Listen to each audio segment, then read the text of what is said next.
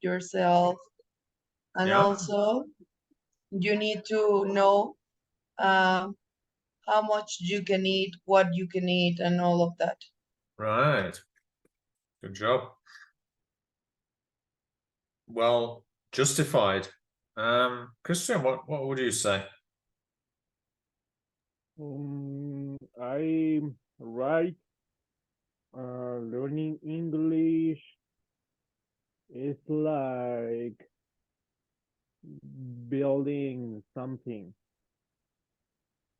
because you need to build 4 levels, and in this case in the building that's it, you need to build parts for parts, and in English because you need to progress level to level, Right.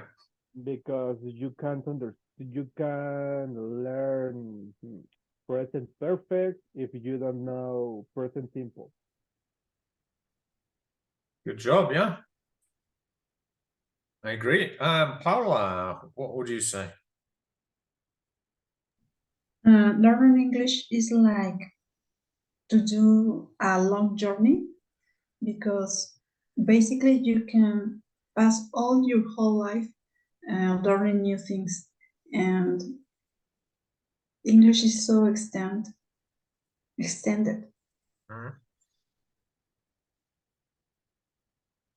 That's all. Good. Good, yeah. Okay. All right. So we're going to be looking at some of the challenges. Most of us would agree that motivation is important to carry us through while we're going through the arduous process of learning a language. Anna Maria, you said it was like what was that? Like a marathon, right? So I'd like one of you, please, to be the secretary, all right, and write the notes here. Any volunteers? Can we have a volunteer, please, to be the secretary and write the notes to these questions, the answers to the questions? We need a secretaria or secretario para anotar nada más en este documento. Someone, please. Okay, thank you. So I want you to discuss together, what is motivation? How can you tell when someone is motivated? And what can you do to motivate learners? Now, if you're having problems with this, there's always the, what do we call it? Yes, the glossary. Our Bible, right? If you're getting stuck trying to figure out what is the definition of motivation, because remember, much about the TKT is learning sort of the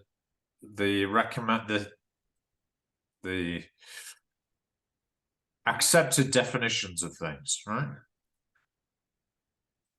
So let's find the glossary. Yeah, share it with you. Here we are. Okay, so I'm going to give you a few minutes to think together, and Christiane is going to be the secretary, going to write notes on the space in task 2, yeah? So what is motivation? How can you tell? How do you know when someone is motivated? And what can you do as teacher to motivate learners? Okay, I'll give you a few minutes to discuss that. I'll be in the background, okay? I'm going to facilitate, but I'm not going to stay in your way. Adelante.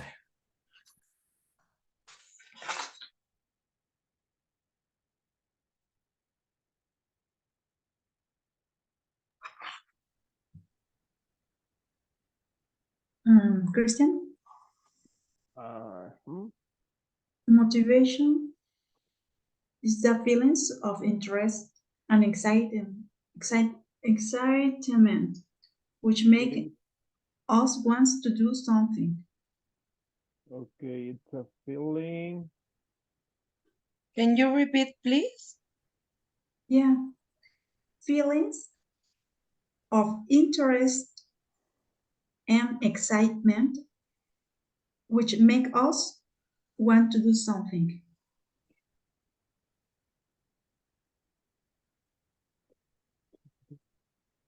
Okay.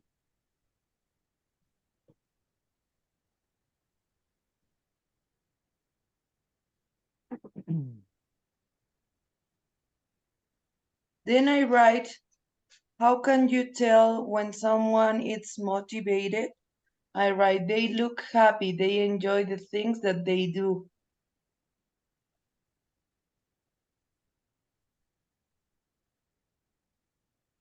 What do you think?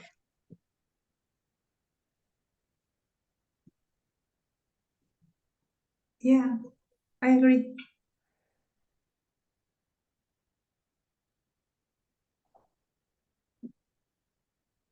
What can you do to motivate learners? Tell them when they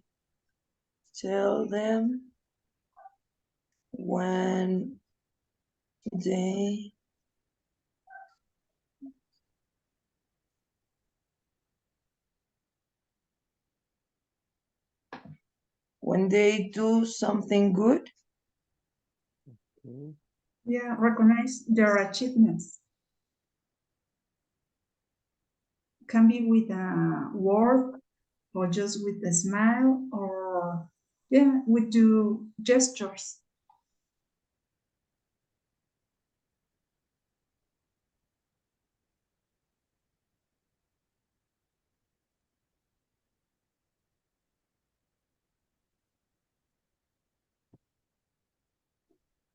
In letter B, what is the answer?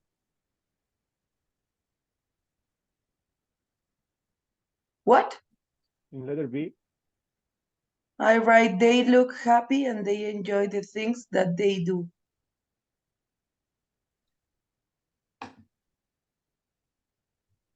And they enjoy what? They enjoy the things that they do.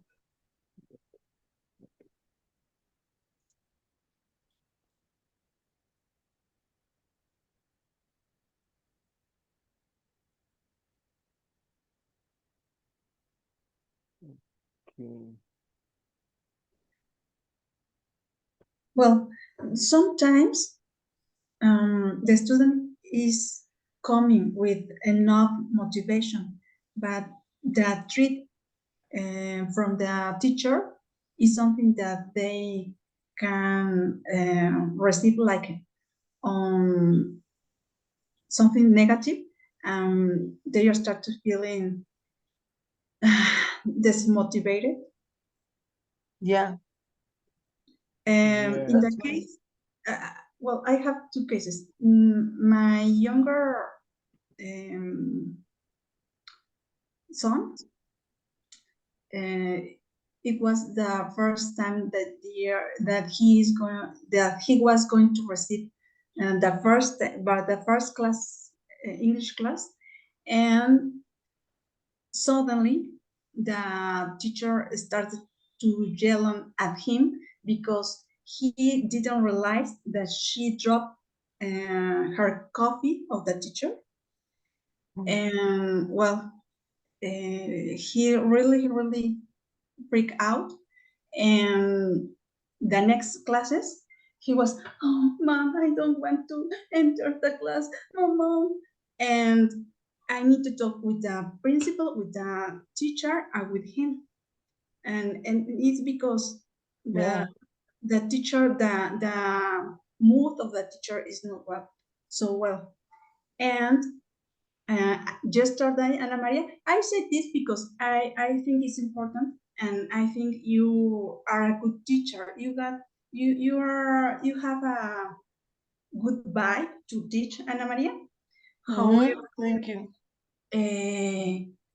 yesterday I noticed well, the Monday, sorry, the Monday I noticed Abigail, was very quiet, very, she didn't want to participate. So I asked her why, and she told me, Ana Maria always is don't omit me or ignore me in the class.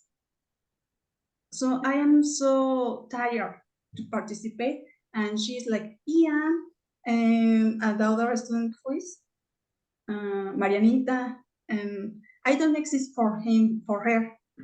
So I think, oh, Abby, are you okay? Are you sure? Well, the Vicky commented, she thought Abigail was in the less level. And I thought, hey, it's because she was in silence, he didn't participate. So But I think the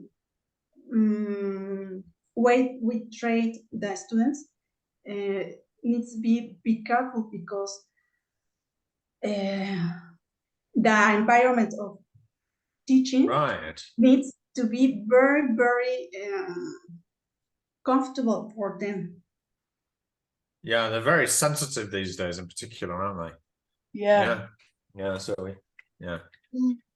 I didn't feel like that because I was thinking that I was trying to make everyone to participate. Obviously, sometimes I said like, please participate, because I know that sometimes Abby participates, Marianita participates, or even Christian and you participates. So Ian is the one that he never participate. So that's why I try to make him to talk, because he has the lowest level of English. So that's why, but it's not in the way that I don't look at her, I don't like her or anything like that. No, because I always said to me, like every student that I have, it's really important for me. So in that way, I am thankful with you to tell me that, because I need to fix that. I cannot fix now because it was the last class with her. But if I can talk to her, I will tell her that it's not in that way. Right. Something have a reason, and thank you for telling me, because I don't like to other people or my students feel in that way. That's an interesting example. Yeah.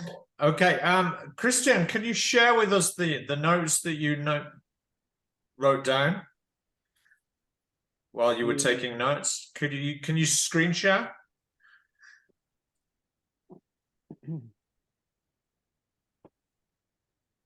Okay, yeah. Yeah, I think that's those are very good ideas. Yeah, that's a good definition. Yeah, that's how we know. They certainly look healthy, happy. Yeah. Yeah, and so encouraging them and praising them. Yeah. Could you just share those answers in the chat so that Anna and Paula can put them into their handbook? Cut and paste, yeah. Copy paste. There we go. Thank you. All right, let's move on. So some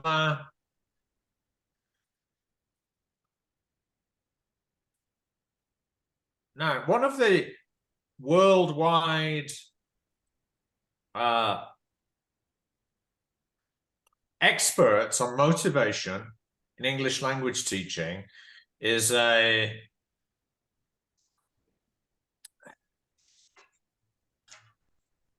Hungarian professor called Zoltán Dornier.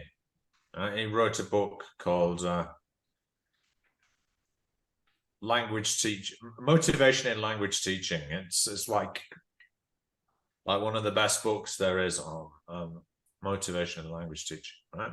And he's come up with like these different strategies for motivation, all very useful. Okay, so there you'll notice that there are 1, 2, 3, 4, 5, 6, 7, 8, 9, 10. 10 key factors associated with motivation, like rapport, the classroom atmosphere, the task, the teacher, self-confidence, interest, culture, autonomy, goal/target, and personal relevance. All of these are different factors. Who knew that there were so many different factors, right, involved in helping us to teach and with motivation? All right, so let's have a look at the first one. What do you think is the first one going to be out of these 10?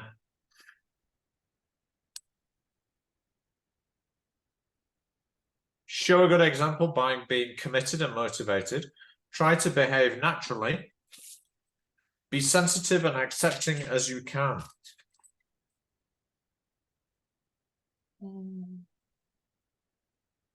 Out of these 10 that are listed here.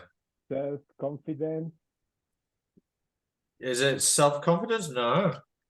Personal relevance? No.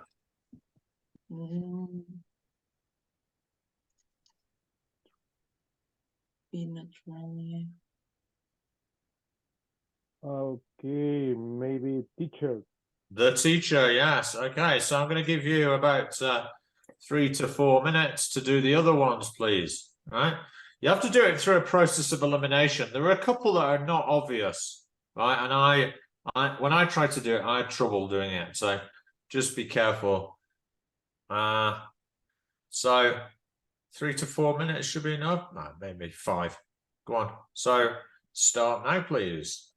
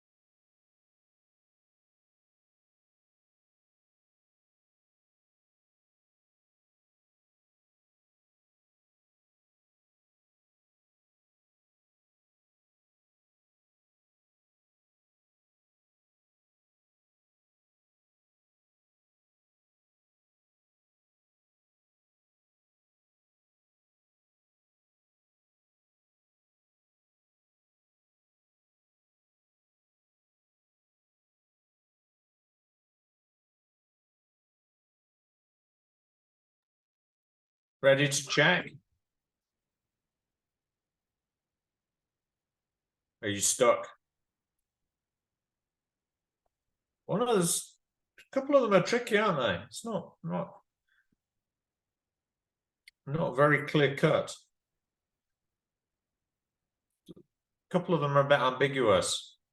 Shall I show you what I think the answers are, and then you can agree with me or disagree?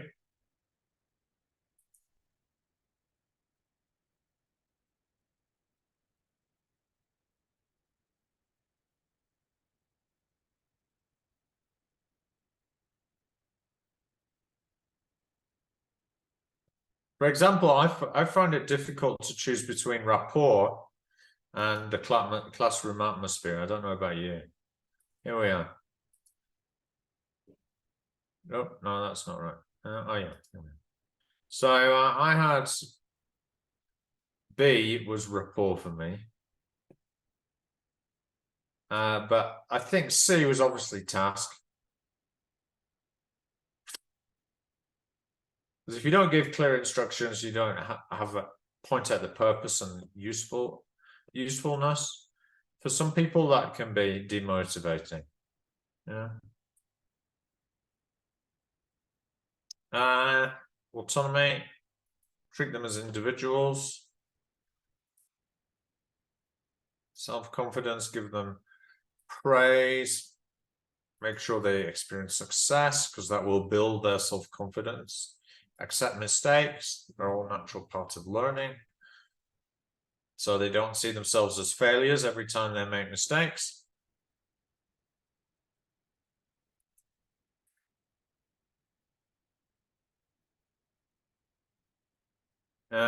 Interest, make sure they're interesting tasks and topic.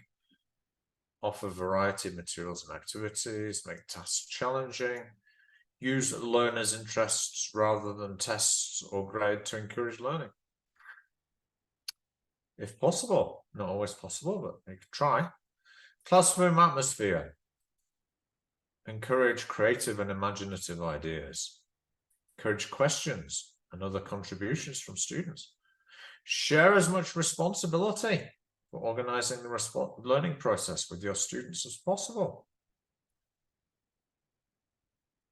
Personal relevance, try and personalize tasks to make them relevant. That seems pretty clear. Goal or target. Set up several specific learning goals for the learners so that they know what they're working towards. Yeah. This can be quite important for younger learners. Sometimes, you know, they're forced to go to English classes. They don't really want to go to English classes, but if you at least give them learning goals, they can aim towards them. Encourage the learners to set goals and work towards them. Do a needs analysis of the learning goals and needs. Culture. Make the learners familiar with the cultural background of the language they are learning. Sometimes omitted. We sometimes forget that. Yeah.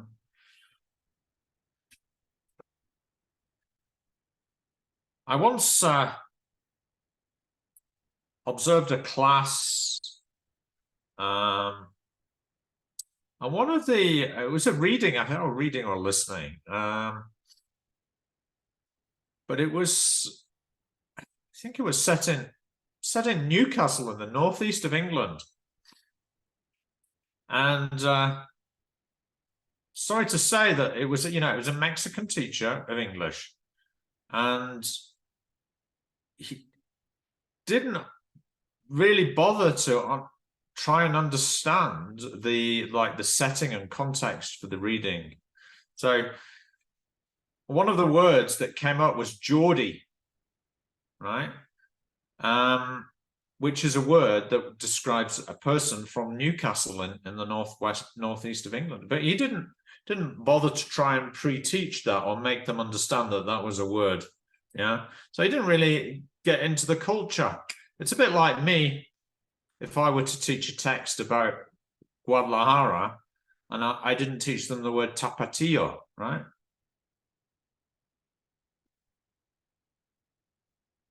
So, you know, cultural background is important. They need that cultural context.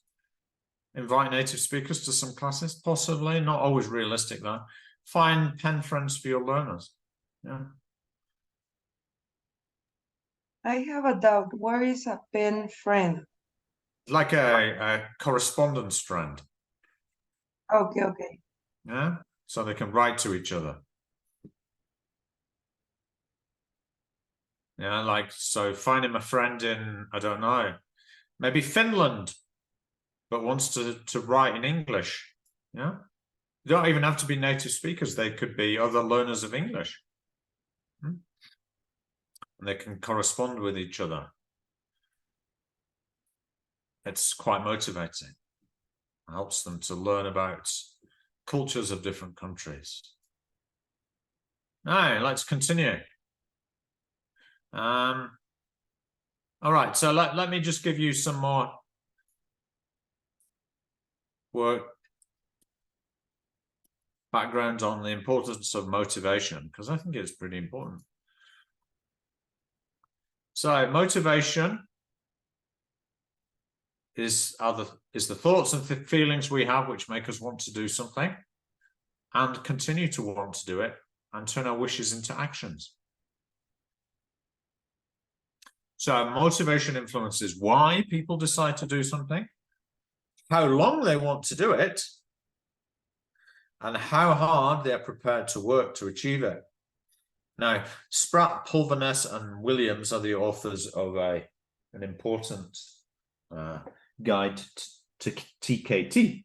Yeah, so you can take this as a good definition because it comes from the authors of a TKT book by Cambridge. It's called the TKT course, preparation course. So factors. The usefulness to us of knowing the language well. For example, finding jobs, getting onto courses of study, getting good marks from the teacher. Our interest in the target language culture. Feeling good about learning the language. So success, self-confidence, learner autonomy or independence. Encouragement and support from others like the teacher, parents, classmates, school, and society. Our interest in the learning process. The interest and relevance to us of the course content, classroom activities, the teacher's personality, and teaching methods. Yeah. I'm recording this, guys, so don't worry, you don't have to make notes on everything. Learners may have strong motivation in one of the factors mentioned, but little in others. Learners will also be motivated in different ways from one another. Motivation can change for many different reasons.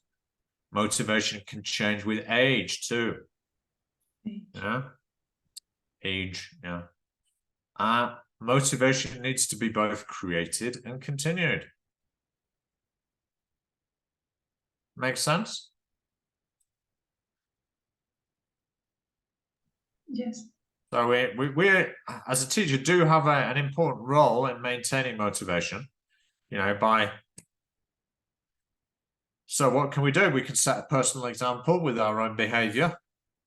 Be motivated as a teacher yourself. We can create a relaxed atmosphere in the classroom. Try to prevent anxiety in yourself or the learners. Present tasks in an interesting way, which makes the tasks seem achievable to the learners. We can develop a good relationship with the learners. We can increase the learners' self-confidence about language learning, help them feel they can be good at learning the language. You can do it. Make the language classes interesting. Promote learner autonomy. Personalize the learning process. Make the course feel relevant to their lives. Increase the learners' awareness of their goals, and that is what they want to achieve, and familiarize learners with the target language culture. Yeah. So that's just rephrasing what we said earlier from that activity. Right, so next, let's do a quick practice task from the TKT. This is like from the exam. Get you in the spirit of doing the exam. So, for questions 1 to 7, match the teaching recommendations with the influences on motivation listed on A to H. It's one option you do not need to use. I think you'll recognize some of these terms. So, I'll give you 5 minutes. When you're done, please put your answers in the chat. And give me the thumbs up at the end to tell me that you're ready. Okay, let's start.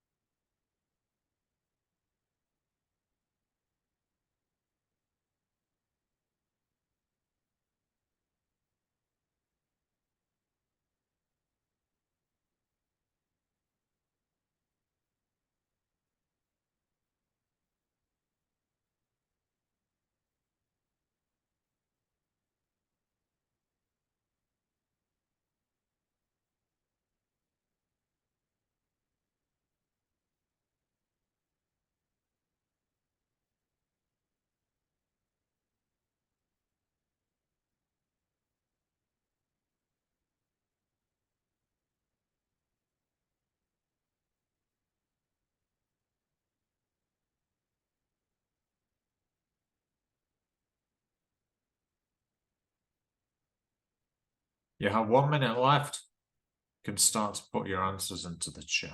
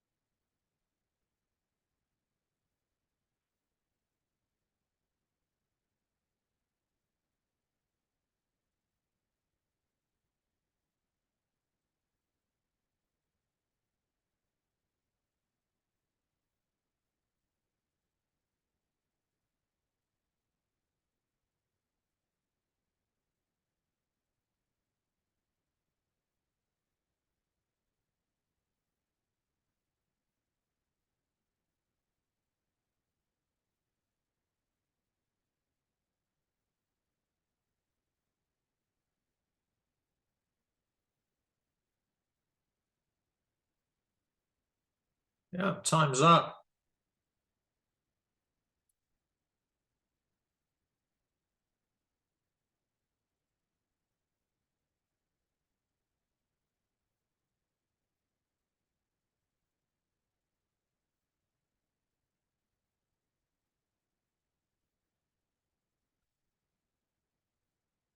I'm coming, I'm coming.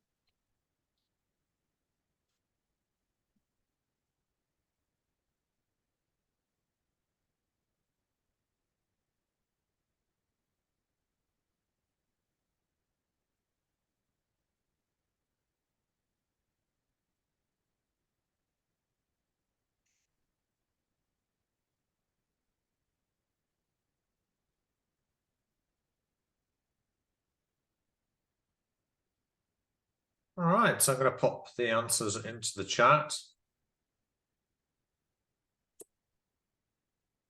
Anna Maria, are you ready? Yeah, that's it. Thank you. So yeah, you're right with number 1 is A. It's to do with learner autonomy. I struggle with that. I thought maybe it was to do with something else, but yeah, it's getting them to choose what activities they want to do is like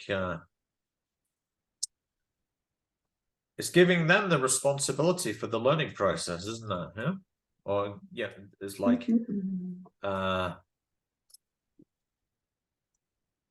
giving them responsibility for doing it. Yeah. So that's part of learner autonomy. Whereas number 2 is G. Support from others. Yeah. 3 is, yeah. It's not specific enough, I think, to be a goal. Yeah. It's kind of vague usefulness, isn't it? Right. Well, you know, help you to get a job, but it doesn't like say a more specific goal orientated would be, you know, you've got to get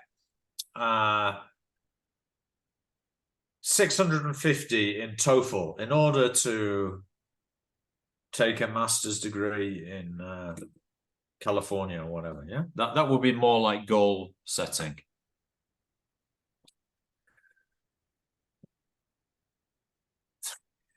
Four is B. Yeah, interest in the classroom. So the inherent interest in the materials. 5 is C.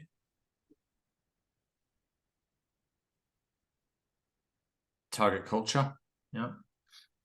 Praising is H. Self-confidence. And yeah, personalization is 7E. Great. Okay, let's have another quick discussion about how did you learn your mother tongue? All right, so I assume your mother tongues would be Spanish. It's with my family Uh-huh. and So, also yes. at the school. Uh-huh. Yeah, so yeah, partly with your family and partly at school, right? Because there are formal Spanish lessons, aren't there? Yeah. Yeah. Yeah. And what about English or another foreign language? Is that with family or was it with It was in the school, in the trips, uh-huh. with friends. Right. So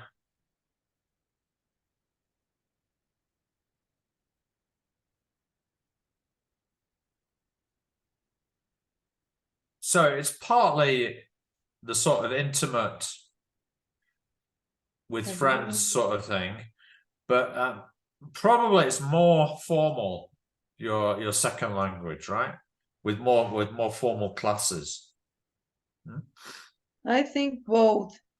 Yeah, but probably not as much as when you were learning Spanish, right? With your family. Yeah.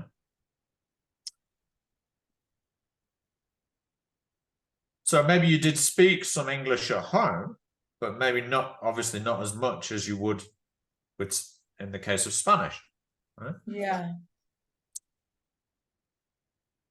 And what about the third question? Have you learned English or another foreign language, more successfully from formal study or just by picking it up?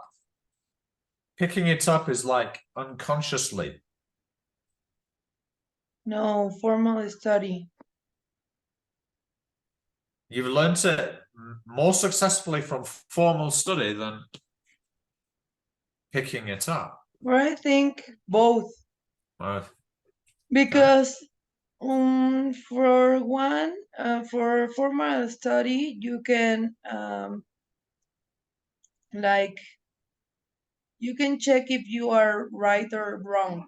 uh-huh. And in the picking up, it's you can talk and speak with more fluency could be.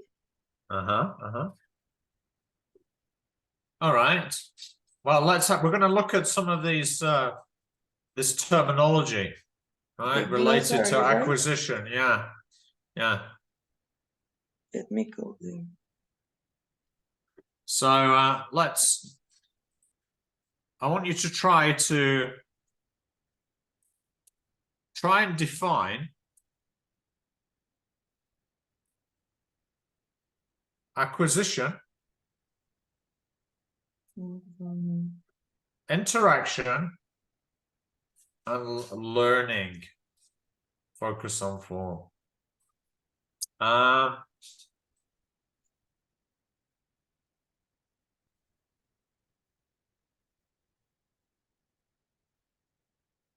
Okay, so I'd like you to look at the definitions in the TKT glossary for It's each of not these there. terms. Okay, you should be able to find acquisition, interaction, and learning, or focus on form. If you can't find learning, then look for focus on form. Okay, so these are three key To terms. learn a language. Yeah. So look in the glossary, see if you can find them.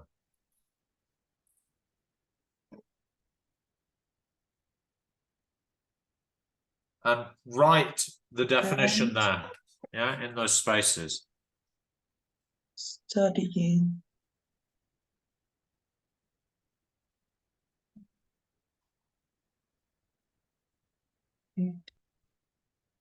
Just my hearing.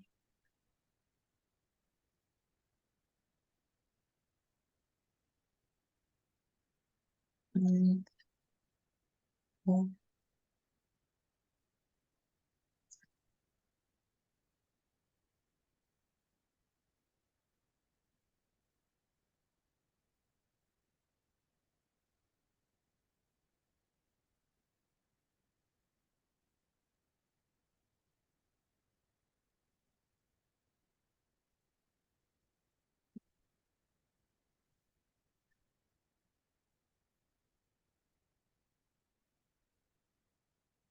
Also the others? Yes, please. Okay. Interaction and focus on form, please. Write your definitions in the space there, because they're really important.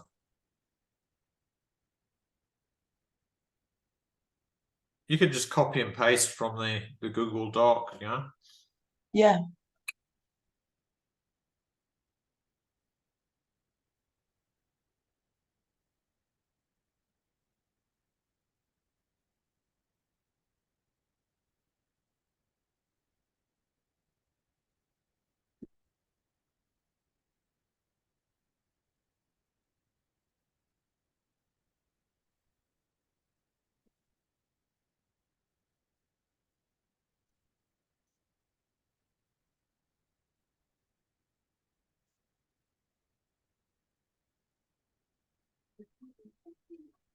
All right, so Anna Maria, can you define for us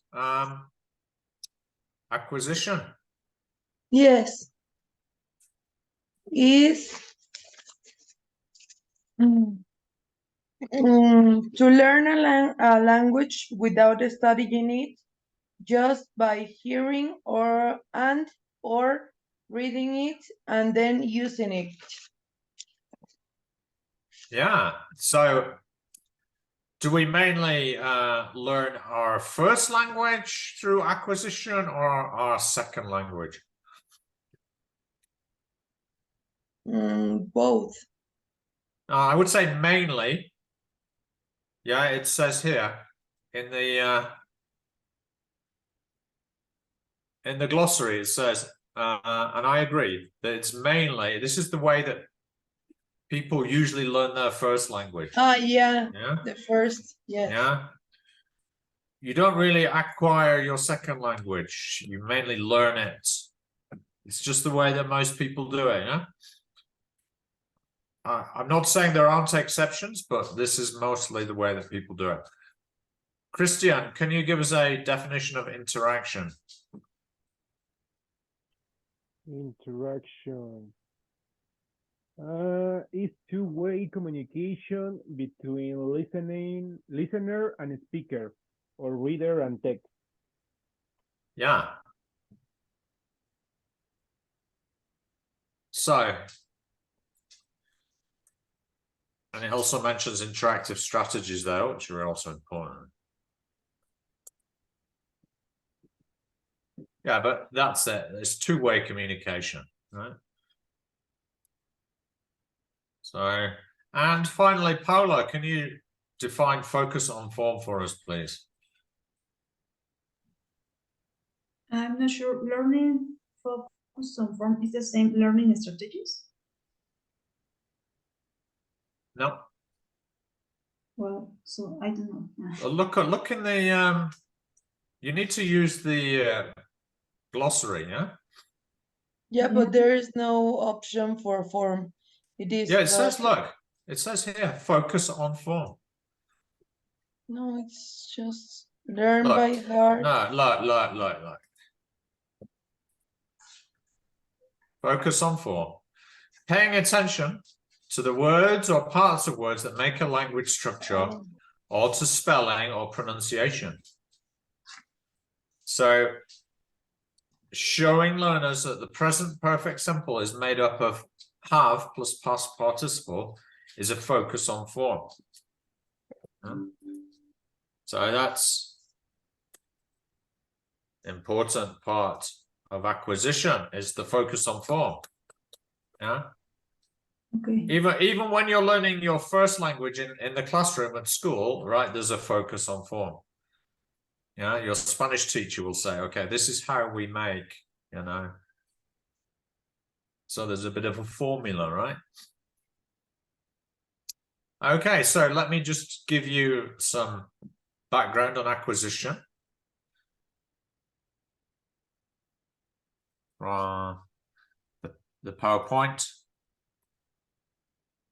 So across the centuries, people have studied how foreign languages are learned. Many experts now believe that one way we learn foreign languages is by exposure to it. That is by hearing and or reading it all around us and without studying it. This is how children learn their first language, right? So if a Mexican, I don't know, at the age of 4 goes and lives in the United States, right? They will soon, if they're in an environment where they're exposed to English the whole time, right, they learn it in a very similar way to the way that Mexicans learn Spanish here in Mexico City. Right.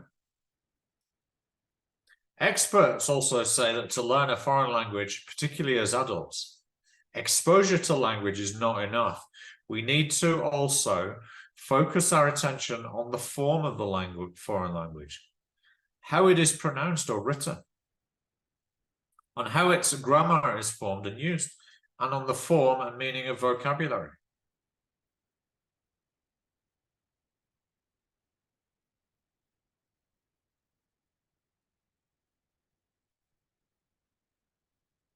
So, research has identified 3 main ways in which we learn a foreign language. Number 1, by acquiring the language. To really learn a foreign language, we need exposure to lots of examples that we learn from the language in our surroundings. Acquisition takes place over a period of time. We should listen to and read items of language for a long time before we begin to use them. And especially children, they're often listening and without actually speaking, right? So that's what we call the silent period.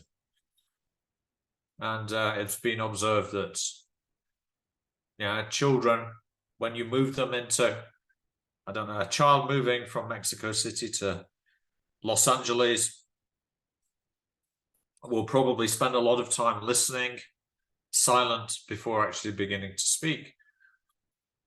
And we also learn it by interacting with other people. We need to use language to express ourselves and make our meanings clear to other people to understand them. Right? Does that make sense? And finally, we learn by focusing on form.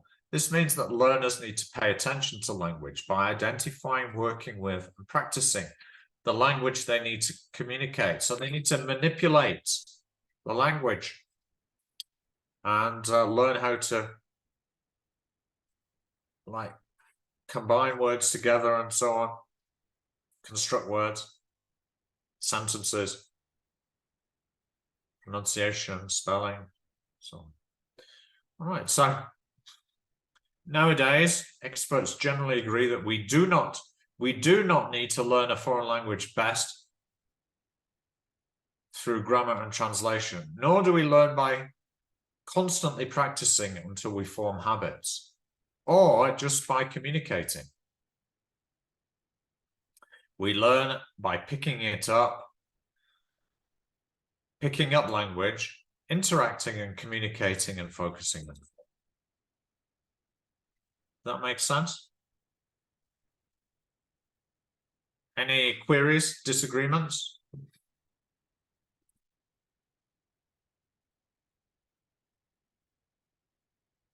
Is that a surprise to you, any of this? ¿Quedan sorprendidos or no? Just a little, yes. Why? What did you think? Because sometimes, for example, in my class, my students sometimes are like, I didn't understand your when you speak in English, but they don't try to do something, and they don't remember that they learn their mother language in that way. Mm-hmm. They didn't know about Spanish, but they learn in that way. Mm-hmm. Yeah, they learn it more or less unconsciously, don't they? Yeah. And then they think like learning English is enfadoso because it requires effort. Right? Exactly. Mm-hmm. It's not learned exactly the same way as they're learning Spanish at home, right? Although maybe they think it is. Then maybe they think it should be effortless. Yeah. But it would only be effortless maybe if they went to live in the United States. But it might be painful for them initially. All right, so let's just pause there. I think it would be good to do a little work on another practice task, just to clarify a few things and help us with the exam, because this may well come up in the exam. For questions 1 to 5, choose the correct option A, B, or C to complete each statement about learning language.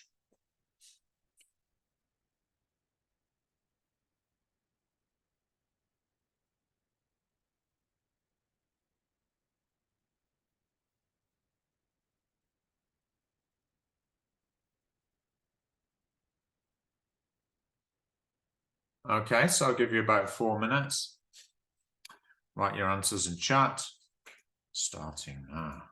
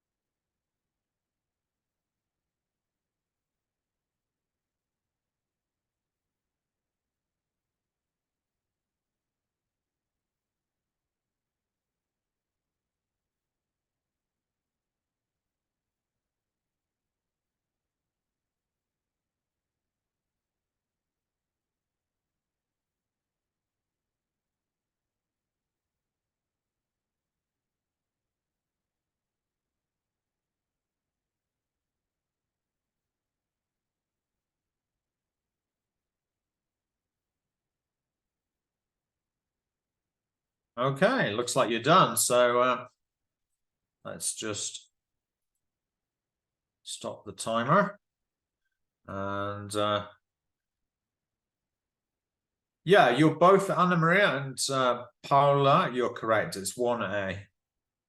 It's under the age of 5. Yeah. Because it's like it's the unconscious processing that takes place when they're very young. Whereas teenagers and people over the age of 20, it's more they can learn grammatical rules and so on to speed up the learning. Silent period is actually C. 3, yeah. Not A. Written work, no. Acquiring language involves, learning language just by hearing or reading it. So that's C. And when we focus on the form, we're paying attention to accuracy and use. Correct. I hear the answers. All right. Good. Interesting, isn't it? All right, let's do another one. Because this may come up in different forms, this idea of acquisition. Let's do the second practice task on page 20. Questions 1 to 9 match the features of the learning with the learners listed A, B, or C. So the L1 learner, right?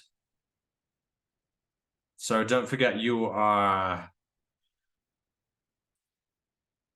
like in the native situation. This is like the non-native, the beginner classroom learner, and which might apply to both the first language learner and the second language learner in the classroom.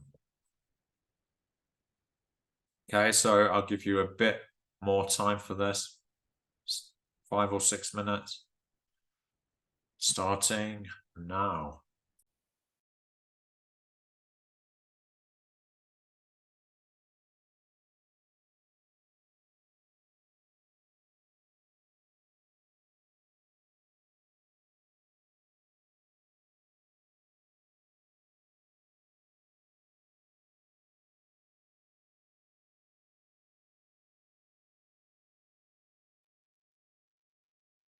I don't find that. Yeah.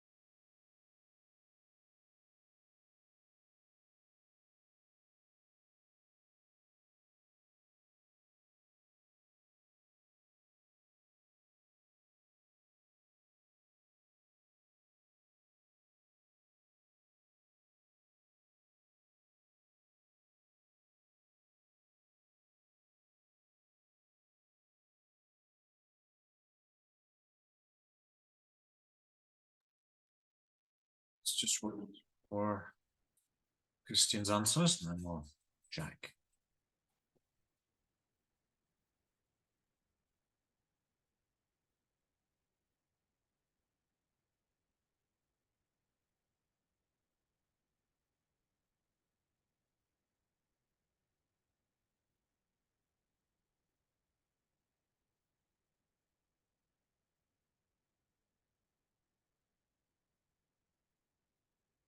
Yeah, good.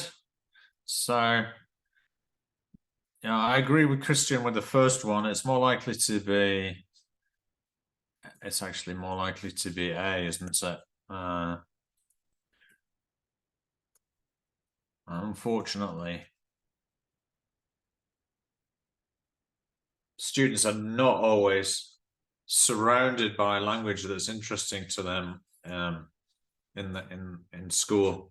Yeah, sometimes that's why they get turned off, right? 2A picks up language from the rich language, yeah, surrounds him or her all day. Picks up is like acquisition, isn't it? So that's characteristic of the L1 learner.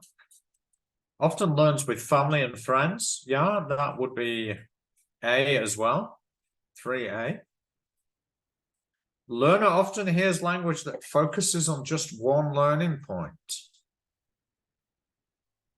That would be more like B. In the beginner classroom, right? We're going to learn about the verb to be and the affirmative and the negative. It's not very realistic. Not really reflective of how people learn languages in the naturalistic setting. Number 5, the learner uses languages in controlled practice activities. It's more likely to be B. Learner often makes mistakes. That could be both, couldn't it? 6. B. Sorry, 6 is C. Yeah. Learner usually receives lots of individual encouragement, probably not in a large classroom environment, right? 30 students, probably not getting much individual encouragement. So it's more likely to be A, L1. Learner often stays silent for a long time before finally speaking. That could be both. C. Although sometimes we try to make students speak in the classroom, possibly before they're ready. And the learner needs time to process new language. Could be, yeah, both. C.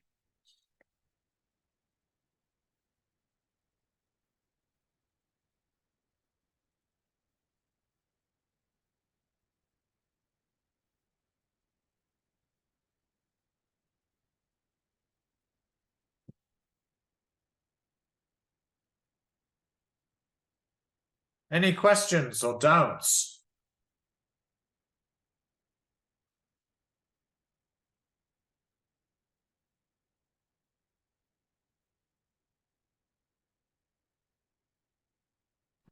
No questions, Andrew. Okay, shall we move on to learners' characteristics? Again, there's lots of terminology here.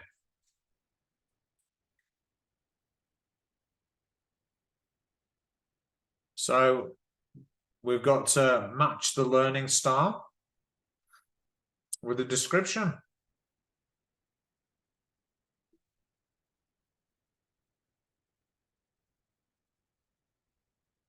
Visual, auditory, kinesthetic, group, individual, reflective, and impulsive.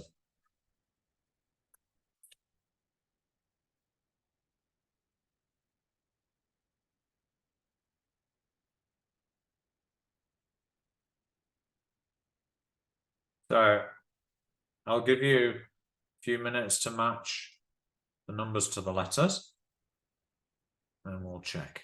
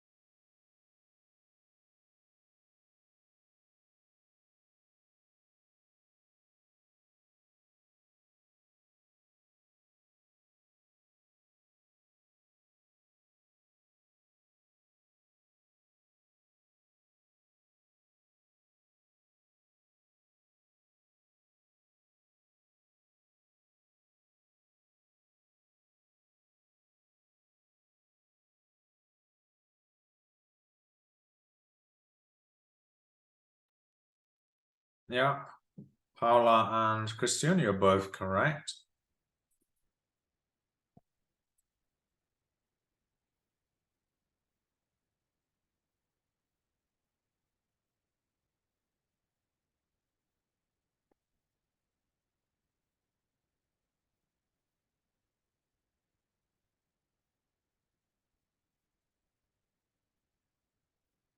Yeah, so visual through seeing, auditory through hearing, kinesthetic through body, group through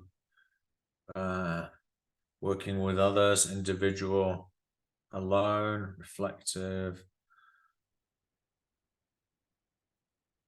Consider choices, impulsive, responding immediately. Okay, so I'd like you to try the learning styles questionnaire yourself.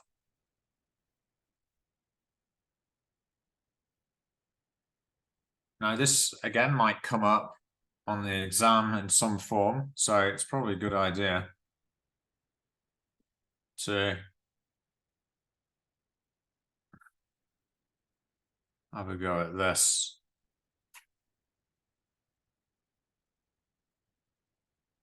To find out if you're mainly visual, kinesthetic, or auditory. Okay, I'm just going to give you a few minutes. Try and answer as many questions as honestly as you can. Yeah, don't answer in the way that you think it should be answered. Just the way that you do it. All right. You've got to put the numbers. Helps me understand if I discuss things with other people. For me, yes, fairly often. I need to talk to people to clarify ideas. Okay, so I'll give you a few minutes. And that at the end, tell me if you're mainly kinesthetic, auditory, or visual.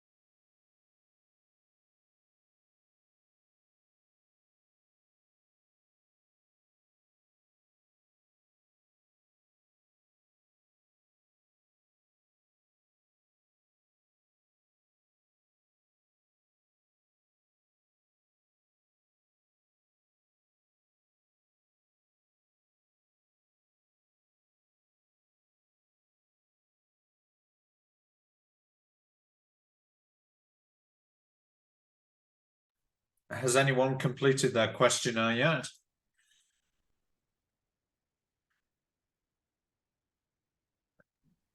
Almost done. Almost. Almost. Just 7. I missed 7. You missed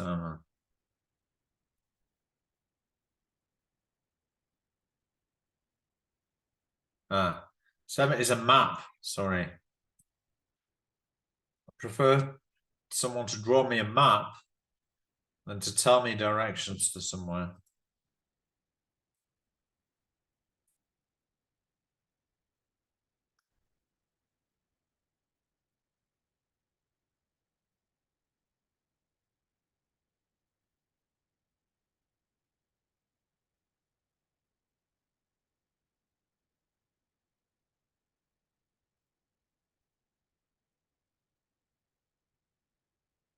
So then you transfer your scores to number 2, add them up,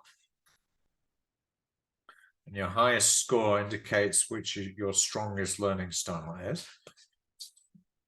Your lowest score shows your weakness. There's no right or perfect learning style. Everyone is, to some degree, a mixture of all 3 learning styles. But most people may have one learning style which is dominant.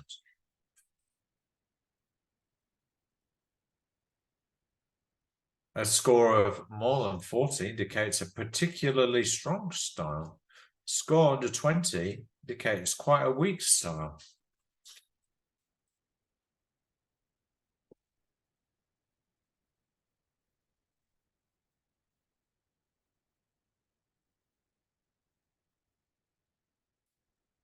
Anyone have any scores yet to tell us?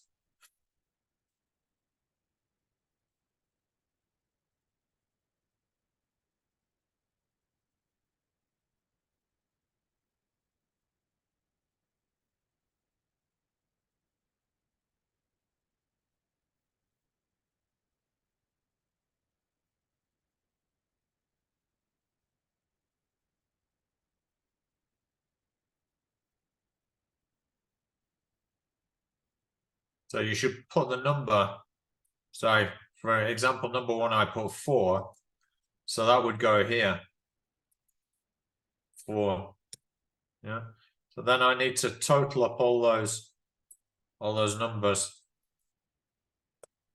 So if I put also put 5, first spoken to written instructions, yeah, I would say, yeah, definitely. I'm already tending towards the auditory.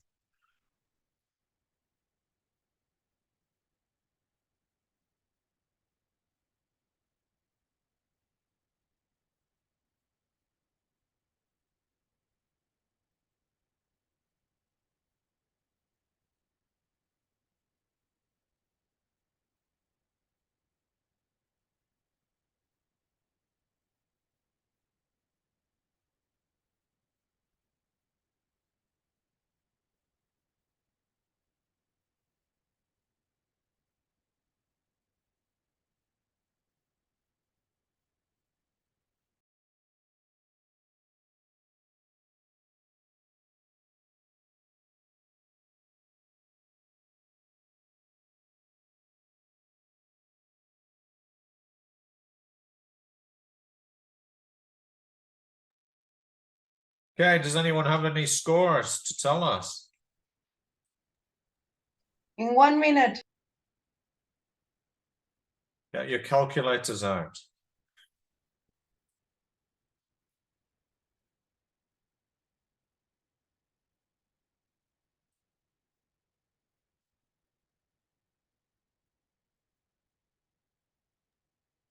My scores are in visual 45, in kinesthetic 41, and in auditory is 39.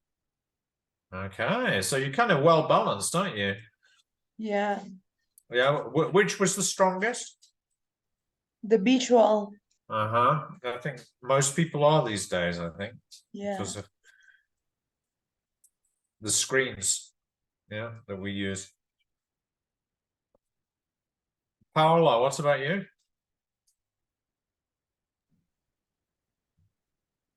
I haven't finished, but I think I am visual also. You think you're visual? Why? Because I learn when I observe, when I see the things. Uh-huh. Okay, good. And Christian? Yes, my scores are visual 34, kinesthetic 33, and auditory 31. Okay, so fairly well balanced, but slightly skewed towards visual. That doesn't surprise me. Yeah. Good. Okay, so that's learning styles.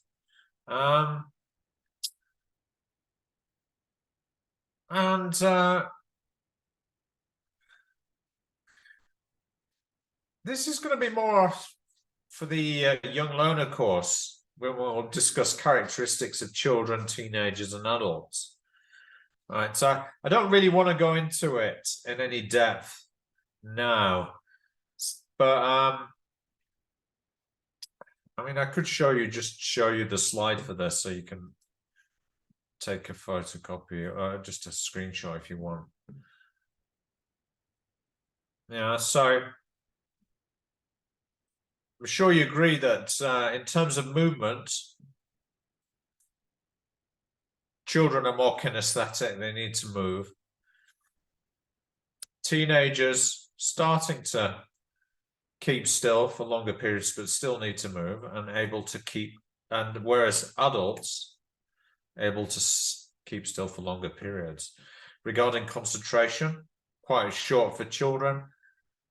Teenagers better, and adults have the better, longer concentration periods generally.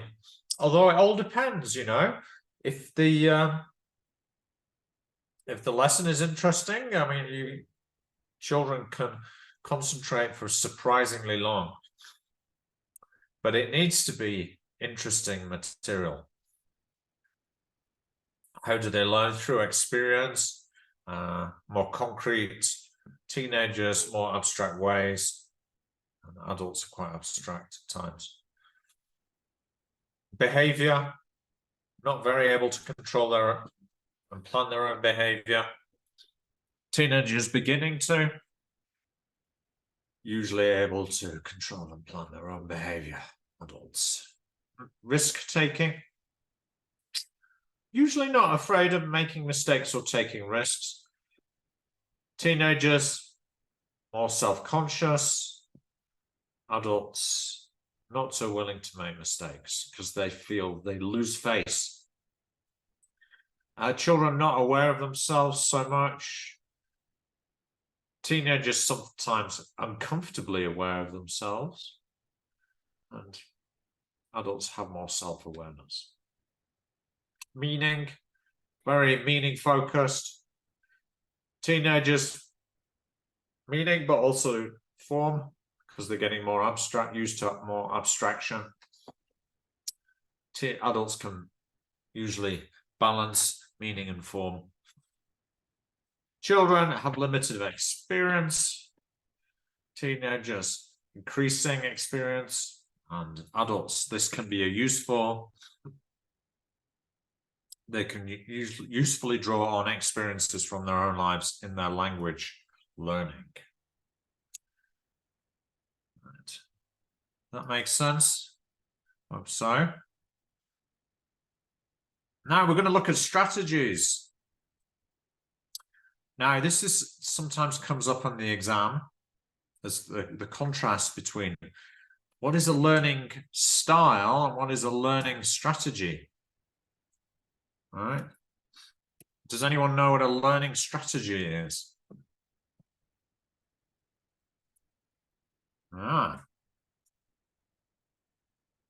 These are the ways chosen and used by learners to learn language. They include ways to help ourselves identify what we need to learn, process new language, and work with other people to learn. Using the right strategy at the right time can help us learn languages better and help us to make more independent or autonomous learners. So we can actually train our students in learning strategies. Did you know that? Yes. Yeah, some examples. Repeating new words in your head until you remember them. Experimenting or taking risks by using language, just learning conversations. Guessing the meaning of unknown words. Asking the teacher or another person to say what they think about your use of language. Deciding to use foreign language as much as possible by talking to tourists. All right, so these are all different strategies. That repeating new words in your head to remember them, like it's a memory strategy. Taking risks, just learning conversations, that would be a social. Guessing the meaning of unknown words, I think that's a cognitive strategy. Asking a teacher, yeah. I think that's also a social strategy. Deciding to use the foreign language as much as you can, I think it's also social. Recording yourself speaking and then judging and correcting your pronunciation. Asking a speaker to repeat what they have said. I think that's known as a communication or compensation strategy. Deciding what area of vocabulary you need to learn. I think that's known as metacognitive. Thinking about how to remember all the new words you meet in each lesson and deciding to write each one on a separate card. I think that's a memory strategy again. And paraphrasing.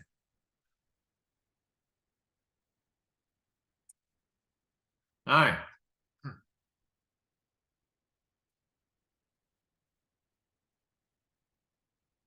learners are not all the same. They don't learn in the same way. Some learner characteristics, such as past learning, language learning experience, and learning strategies, are more relevant to teaching teenagers and adults than to teaching children. We can find out what our learners' characteristics are by asking them, observing them, giving them questionnaires, asking them at the end of a lesson whether they like the activities and why, and what different ways they might like to work. Learner characteristics are not fixed. We can train learners to use different learning strategies. It's not possible for the teacher of a big class to meet the learning characteristics of each learners all the time.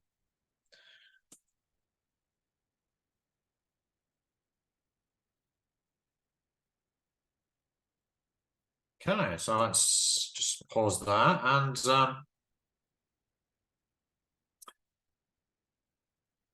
see if you can identify the learning strategies here.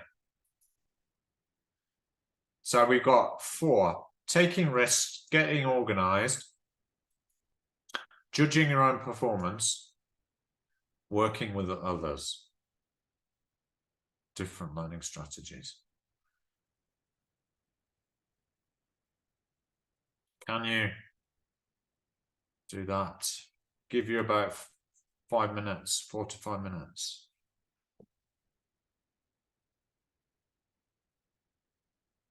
We're almost done.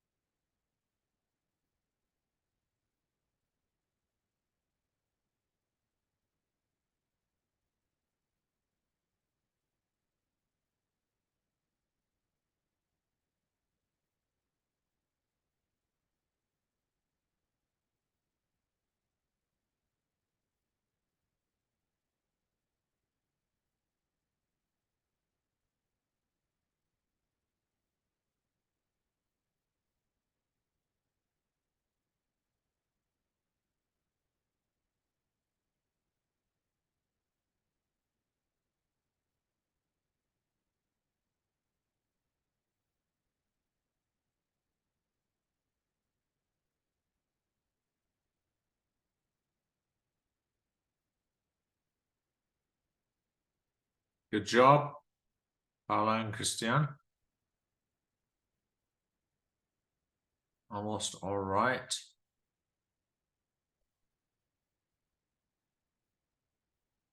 Yeah. Although number 2 is not D, it's definitely A.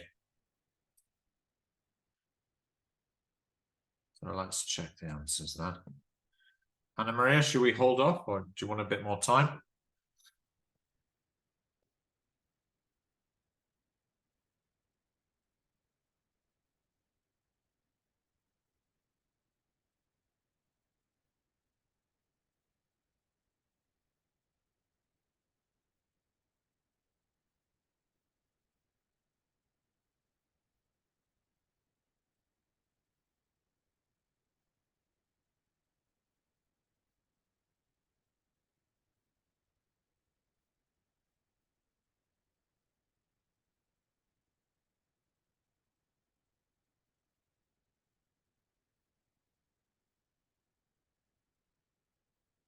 Okay, thank you. Here are the answers. Yeah, so that's all about getting organized, the first one. Second one is taking risks. Yeah. Guessing an unknown word, also taking risks. 3. Comparing is about performance. 5 is organized, getting organized with your learning. So they're more autonomous. 6, solving a problem with classmates, was working with others. Reading aloud.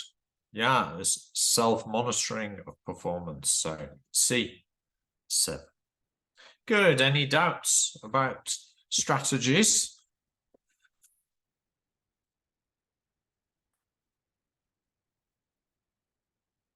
Okay, let's look at these learning characteristics here, 1 to 5. So these learners are mainly kinesthetic. They like body movements.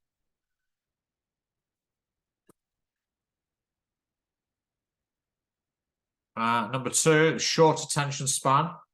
Characteristic of children, adults, or teenagers, do you think?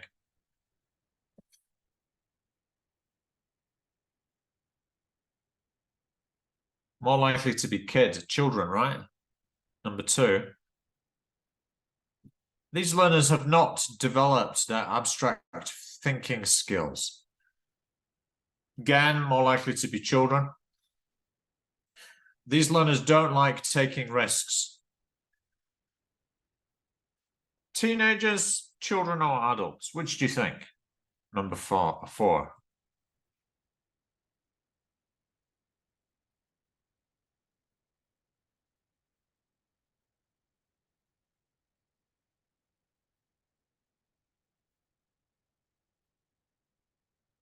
Which do you think, Paula? Learners don't like taking risks. Adults. Yeah, more likely to be adults, right? And number 5, they're 7 to 8 age group, right? So children.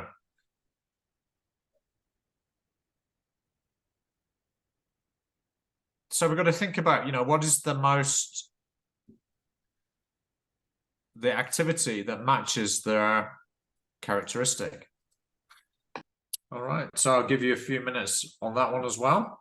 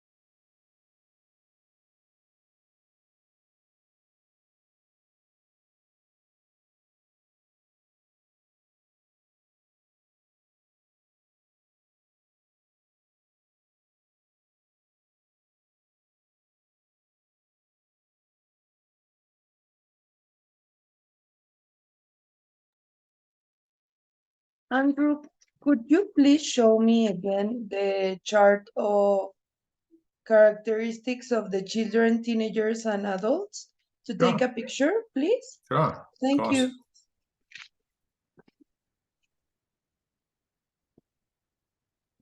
So here we go. No, that's wrong.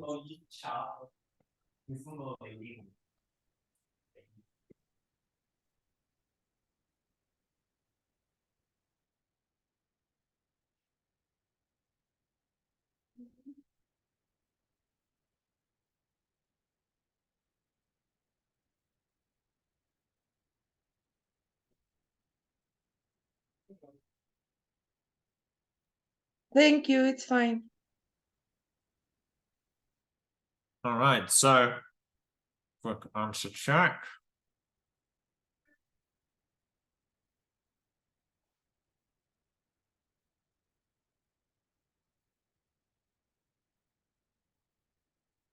Yeah, the first one is B.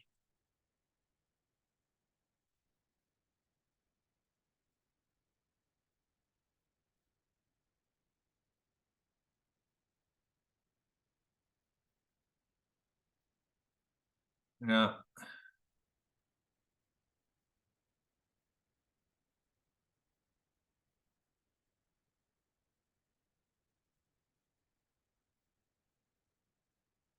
Yeah, so the first one, they're moving around the class, right? That's what's implied by being kinesthetic.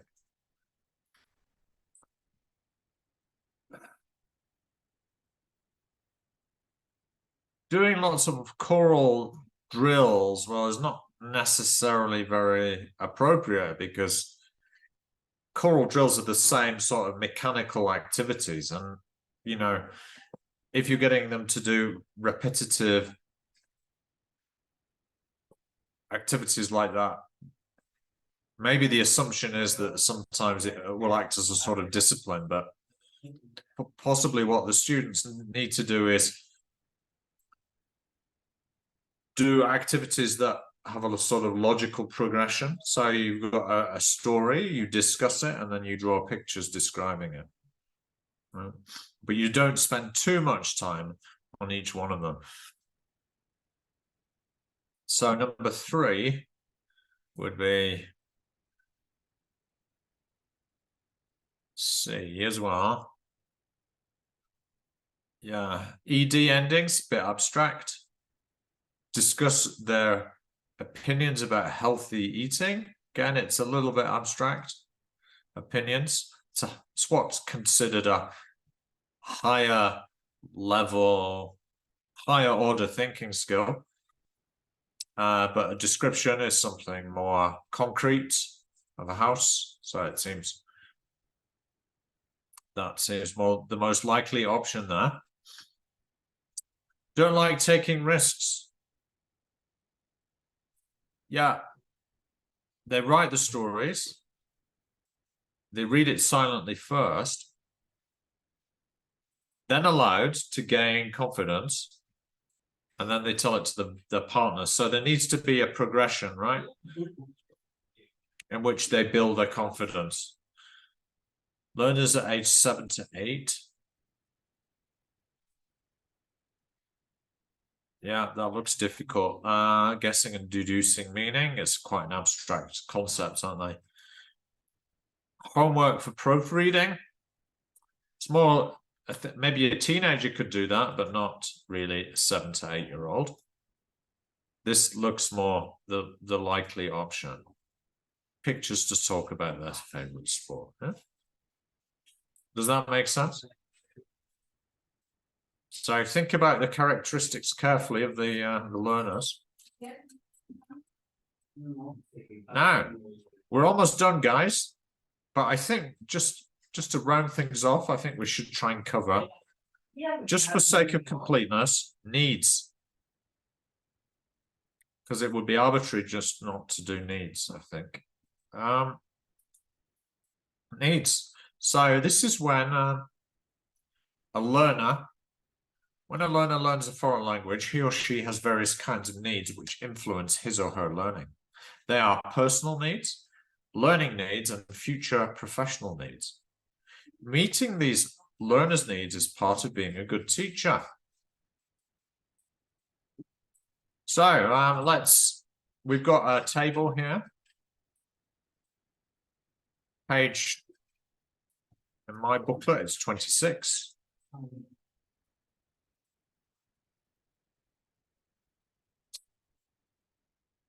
We've got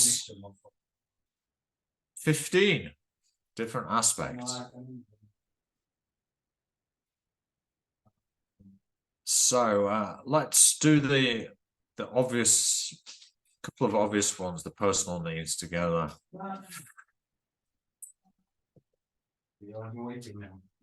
Which do you think would go in the personal needs?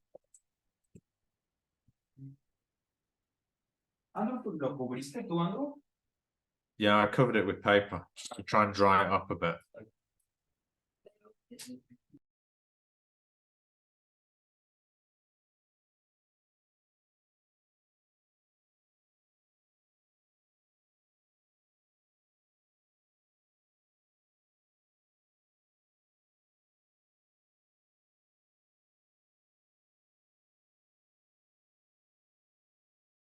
So, fire away. What do you think goes in personal needs?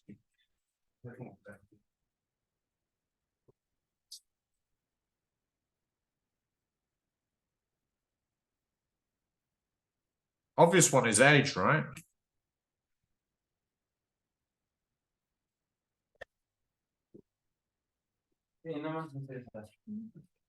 Let's put age in there. What else?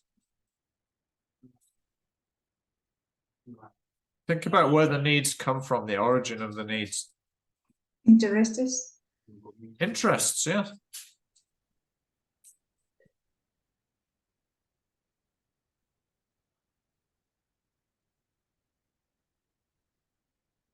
Okay, 1, 2, 3, 4, 5. There are 6 on this list that are personal needs. Keep guessing.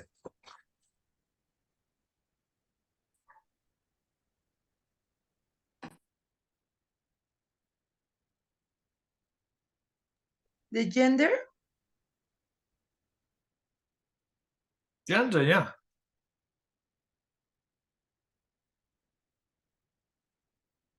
Very much to do with the individual person, right? The motivation, it's always Yeah, personal, right? yeah, that's right. It's always personal.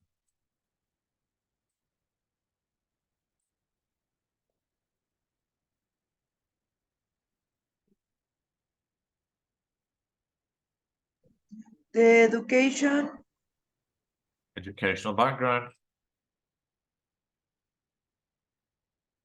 Yeah.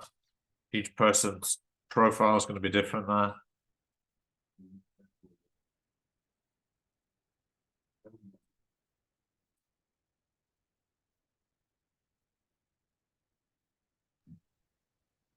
Ability of the time. No, it's to do with learning needs.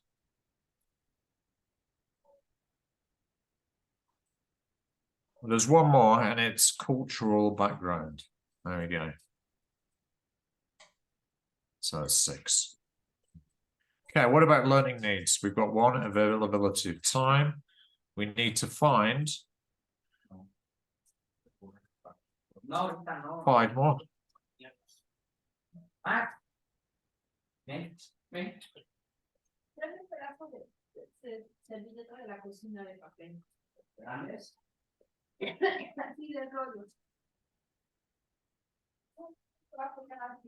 What about, let's put learning styles there, right? We've just covered that one.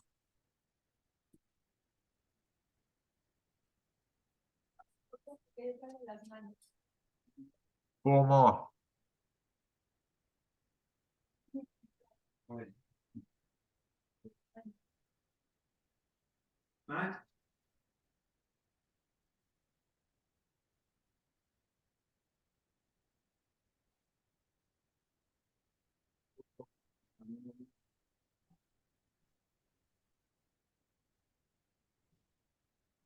What about autonomy?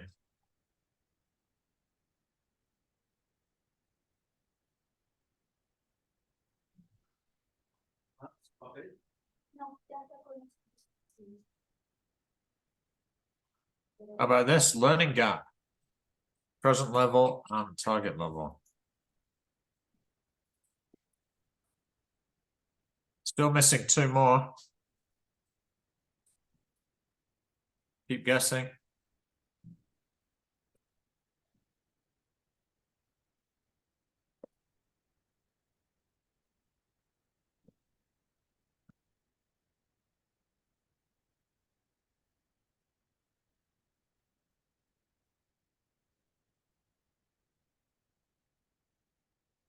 Come on, guys.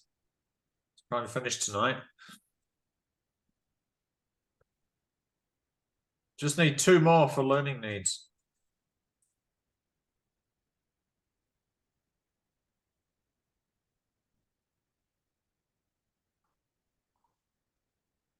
Learning goals. That's right. Pretty important.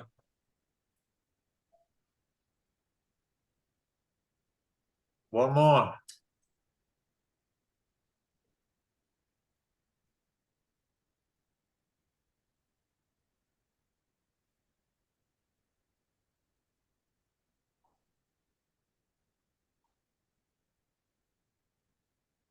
How about past learning experience?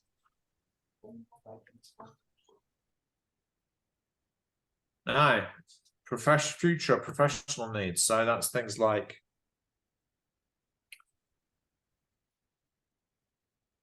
what do they want to be doing in the future in their professional careers, right? Sometimes that obviously quite difficult to define for children, but as they get older, as they get into their teenage years, for example, they can start to think about which of these terms could come into Employment. employment, of course, yeah.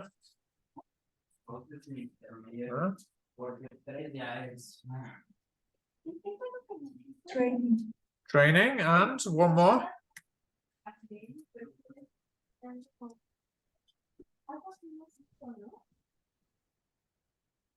How about education? Because, you know,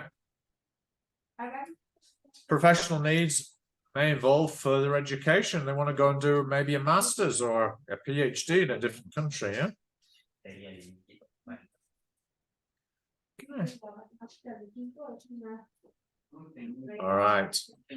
Now, I think we can leave task 2 because I think there's something on this in the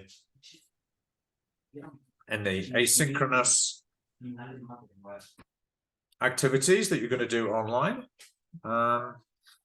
So let's just finish with one more practice task and then we're done. All right, we'll finish at 7:30 about.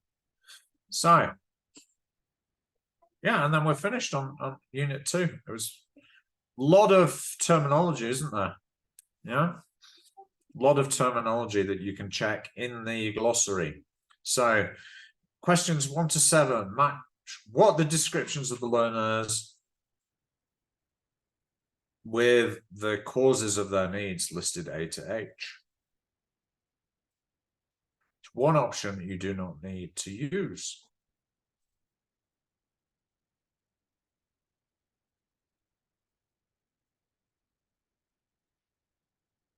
Six, 5 to 6.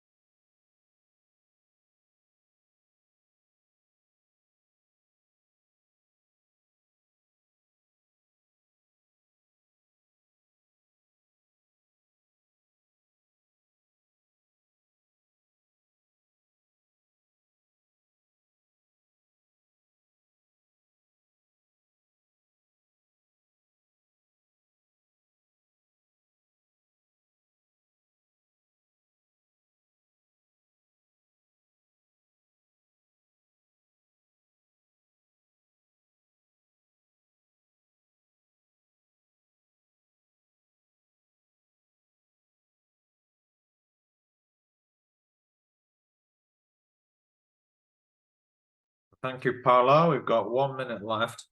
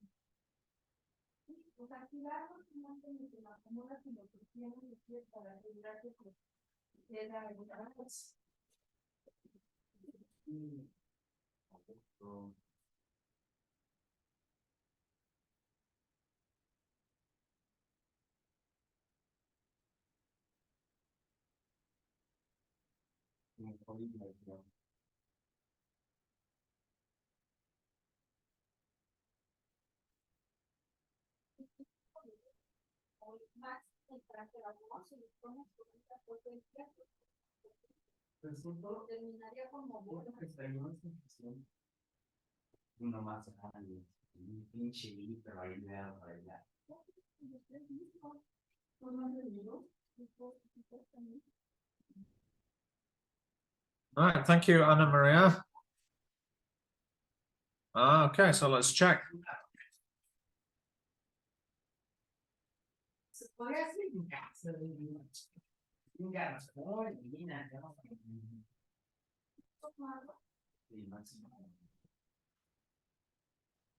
There you go. So the first one is indeed H. Yeah, because it's related professional needs. Best for working alone is it's style, isn't it? Learning style.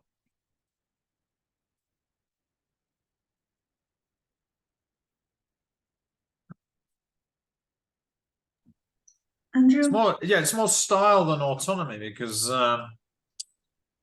learner autonomy would be like training them to be more independent. Yeah, like by using a dictionary, for example. But this one is more about style. How do you learn best, right? So yeah, Christian was there right there. Sorry, Paula, you had a question. yeah, I thought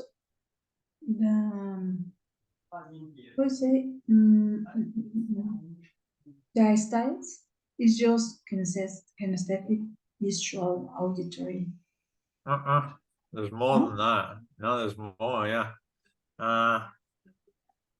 Look here, group or individual?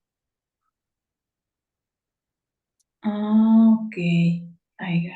Learner learns best through working alone. Yeah, so it's whether they're group or individual as well. Okay, thank you. A tricky one, that, isn't it? Busy job, can only learn English in the evening, so that's time availability, G. Pronunciation problems is like there's a gap there between what's allowing him to progress. So it's the problem is the pronunciation. He needs to work on that before he can advance. 5 is like his past learning experience.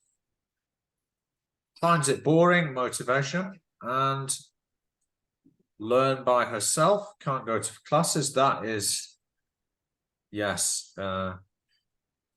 Sorry, I made a mistake. 7 should be autonomy, isn't it? You were right.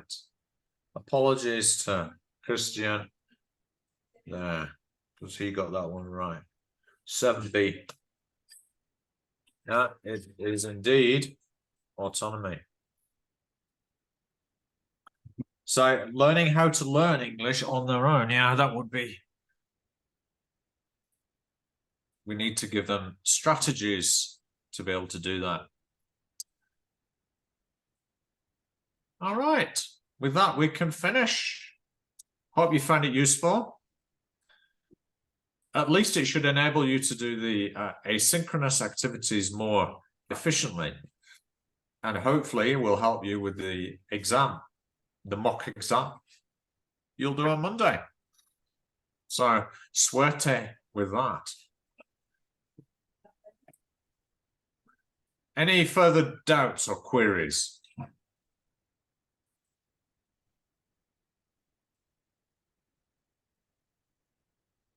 About any of the terminology we looked at today?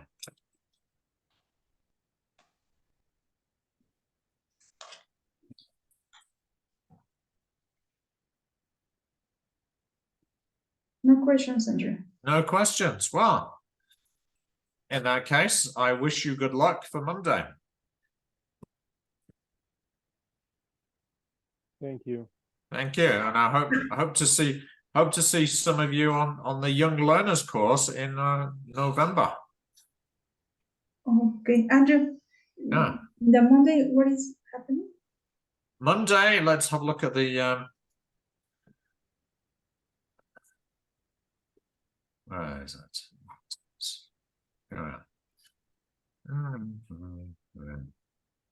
There we go. Monday is 23rd. They'll do revision, and you'll do a mock exam online. So revision of concepts, terms from module 1, 2, and 3. Okay. Okay. You should find that the mock exam opens on Monday on the platform, and you'll have a chance to do it. I think the idea is that you download it and you do it, you time it yourself. Yeah, but also Tanya will give you some guidance. She'll be there to guide you. Okay. Okay. Right. So mucha suerte with that. Thank you.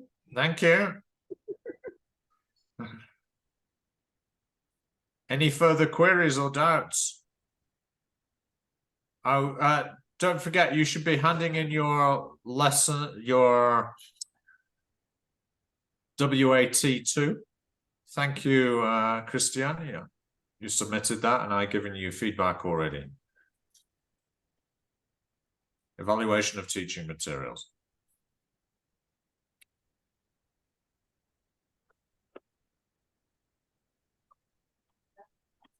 Buenas. Thank you. Good night. Bye. Bye. Thank you. Bye-bye. Good night.